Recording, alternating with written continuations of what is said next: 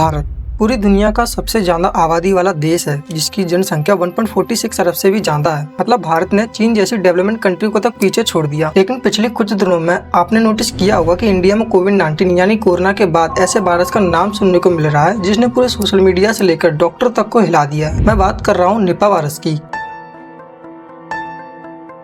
Nipah virus, deadly virus with no cure, has just been detected near one of India's biggest cities. West Bengal is on high alert after Nipah virus infections were detected among healthcare workers. क्योंकि बड़े बड़े doctor और influencer बताते हैं कि यह virus बहुत ज्यादा डेडली यानी जानलेवा हो सकता है। डेडली वायरस का मतलब ये होता है जो जानलेवा है। क्योंकि कोरोना की तुलना में निपा वायरस का डेथ रेट 40 से 75% है। मतलब हर 4 में से 2 से 3 लोगों की मौत हो सकती है। 2026 में वेस्ट बंगाल में निपा वायरस के टोटल 5 केसेस सामने आए, जिनमें से 2 नर्सिंग स्टाफ है जो अभी भी आईसीयू में भर्ती है और 100 लोगों को क्वारंटाइन किया गया है। WHO के मुताबिक निपा वायरस एक जेनेटिक वायरस है, यानी ये वायरस जानवरों के जरिए इंसानों में फैलता है। लेकिन इसके बाद भी अभी तक कोई एंटी वैक्सीन तक तैयार नहीं है। लेकिन सोचने वाली बात तो ये है, जब निपा वायरस 1999 से चल रहा है तो आज 2026 में इसे इतना बड़ा चढ़ाकर क्यों बताया जा रहा है। कुछ लोगों का ये तक कहना है कि लॉकडाउन गिरने वाला है, रेड अलर्ट जारी होने वाला है। अब सवाल ये है, क्या निपा वायरस कोरोना की तुलना में बहुत ज्यादा खतरनाक है या फिर कोई सोची समझी साजिश? क्योंकि बात सिर्फ वायरस की नहीं है बल्कि मिस इन्फॉर्मेशन की भी है। चलिए इस वीडियो में बिना डायरेक्ट फैक्ट बेस पर जानते हैं निपा वायरस की असली सच्चाई। साल 1998 मलेशिया के एक गांव में निपा वायरस को डिटेक्ट किया गया, क्योंकि वहां के लोगों को अजीबोगरीब बीमारी होने लगी, जैसे एन्सेफेलाइटिस यानी दिमागी बुखार, जिसके केसेस बहुत तेजी से बढ़ने लगे और लोगों को सर दर्द, वोमिटिंग, तेज बुखार, गले में स्वेलिंग और कोमा जैसे लक्षण दिखने लगे। और कुछ ही दिनों में डेथ की संख्या धीरे धीरे बढ़ने लगी। शुरुआत के कुछ दिनों तक तो डॉक्टर समझ ही नहीं पाए आखिर ये डिसीज है क्या, क्योंकि लगभग 2 साल के अंदर मलेशिया और सिंगापुर में टोटल 265 से ज्यादा निपा वायरस के केसेस सामने आए, जिनमें से अप्रोक्स 110 लोगों की डेथ कंफर्म बताई गई, जिसकी वजह से हर जगह सिर्फ डर का माहौल था। क्योंकि निपा वायरस का डेथ रेट 40 से 75% है। मतलब हर 4 में से 2 से 3 लोगों की मौत हो सकती थी। अब सवाल ये है, यह वायरस उन लोगों के शरीर में गया कैसे? तो देखो, जब इन्वेस्टिगेशन की गई तब साइंटिस्ट ने एक न्यू वायरस को डिस्कवर किया, जिसका नाम मलेशिया के सुंगई निपा गांव के नाम पर रखा गया, जहां से इस बीमारी की शुरुआत हुई थी, जिसे आज हम निपा वायरस बोलते हैं। रिसर्च में सबसे शॉकिंग बात ये निकली कि यह वायरस इंसानों में अपने आप नहीं आता, बल्कि फ्लाइंग बैट्स यानी ऐसे चमगादड़ों से फैलता है जो फल वगैरह खाते हैं। सोचने वाली बात तो ये है, चमगादड़ खुद बीमार नहीं होते, लेकिन इनके सलीवा, यूरिन और फ्रूट्स पर वायरस होता है। और ऐसा ही मलेशिया में उन लोगों के साथ हुआ। पूरी बात को ध्यान से समझो।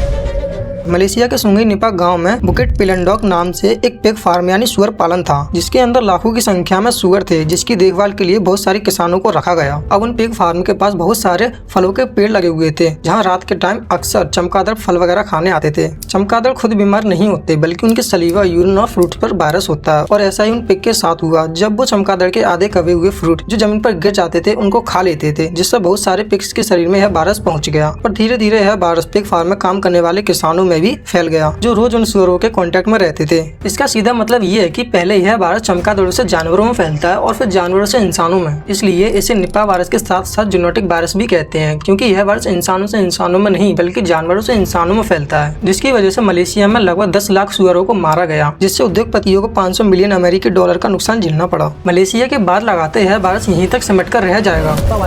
लेकिन साल 2001 में बिना किसी वार्निंग के यह वायरस इंडिया में एंटर कर चुका था। वेस्ट बंगाल सिलीगुड़ी के एक हॉस्पिटल में पेशेंट के बाद डॉक्टर और नर्सेस बीमार पड़ने लगे। इन्वेस्टिगेशन में पता लगा कि यह निपा वायरस ही था, जिसने 60 से ज्यादा लोगों को अफेक्ट किया और 40 से 50 लोगों की डेथ कंफर्म बताई गई। क्योंकि ये पहला सिग्नल था कि अगर हॉस्पिटल लेवल पर सेफ्टी फेल हो तो वायरस इंसानों से इंसानों में भी फैल सकता है। उसके बाद 2007 में वेस्ट बंगाल के नदिया डिस्ट्रिक्ट में एक छोटा आउटब्रेक देखने को मिला। सालों तक शांत रहने के बाद 2018 में केरला में निपा वायरस ने सबको हिलाकर रख दिया, क्योंकि इस साल निपा वायरस के 19 केसेस निकले, जिसमें 17 लोगों की मौत हो गई। ये इंडिया का सबसे सीरियस आउटब्रेक था, क्योंकि केरला में डेंसिव पॉपुलेशन के साथ साथ बहुत ज्यादा चमगादड़ भी थे। जिसके बाद हर साल चाहे 2021 हो, 2023 या 2024 और 25 निपा वायरस के सिर्फ 2 से 6 केसेस ही आते रहे। मतलब वायरस आता रहा, लेकिन 25 सालों में इतना नहीं फैला जितना आज के फेक इन्फ्लुएंसर बिना किसी फैक्ट और रिसर्च के फैला रहे हैं। अब सवाल ये है, क्या सच में निपा वायरस कोरोना की तुलना में ज्यादा खतरनाक है? क्योंकि जिस एक्सप्रेशन से बहुत से डॉक्टर और इन्फ्लुएंसर बता रहे हैं कि यह बहुत ज्यादा डेडली यानी जानलेवा वायरस है, 2026 की शुरुआत ही हुई है और लॉकडाउन गिरने वाला है, रेड अलर्ट जारी होने वाला है। वीडियो ज्यादा लॉन्ग ना हो जाए, इसलिए हम इसे पहले 3 पॉइंट पर डिवाइड करते हैं, जिसमें पहला पॉइंट है लॉकडाउन 2026।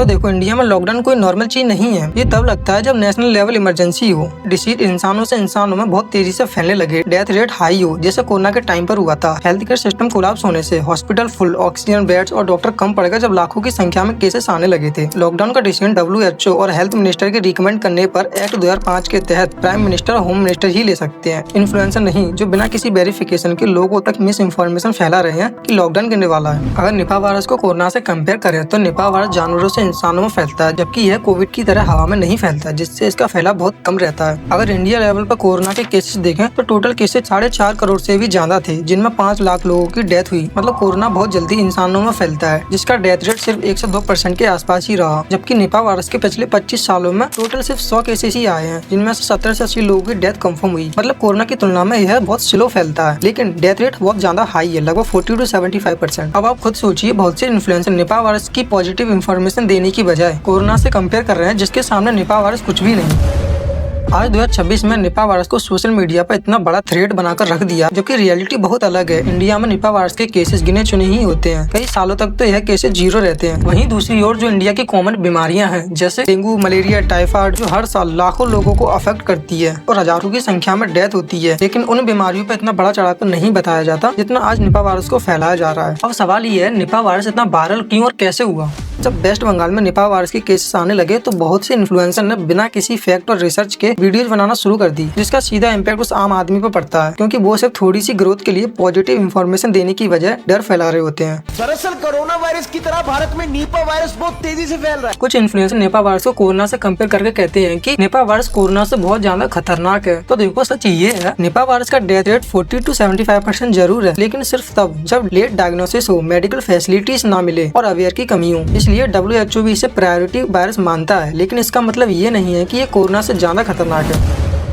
निपा वायरस से डरने की बिल्कुल भी जरूरत नहीं है, ना लॉकडाउन करने वाला है और ना रेड अलर्ट जारी होने वाला है। आप सिर्फ एक्चुअल सेफ्टी का ध्यान रखिए, जैसे बिना धुले हुए फ्रूट्स को अवॉइड करें, बीमार लोगों के कांटेक्ट से दूर रहो, हमेशा अपने हाथों को टाइम टू टाइम वॉश करते रहो। तो देखो, अवेयर होना जरूरी है, लेकिन ऐसे इन्फ्लुएंसर से दूर रहना भी जो अवेयर करने की वजह सिर्फ डर फैला रहे हो। आप क्या सोचते हो निपा वायरस और ऐसे इन्फ्लुएंसर के बारे में? कमेंट में जरूर बताना, और अगर वीडियो अच्छी लगी हो तो एक लाइक करके चैनल को सब्सक्राइब जरूर कर लेना, ताकि आने वाली न्यू वीडियो की नोटिफिकेशन आप तक पहुँच पाए।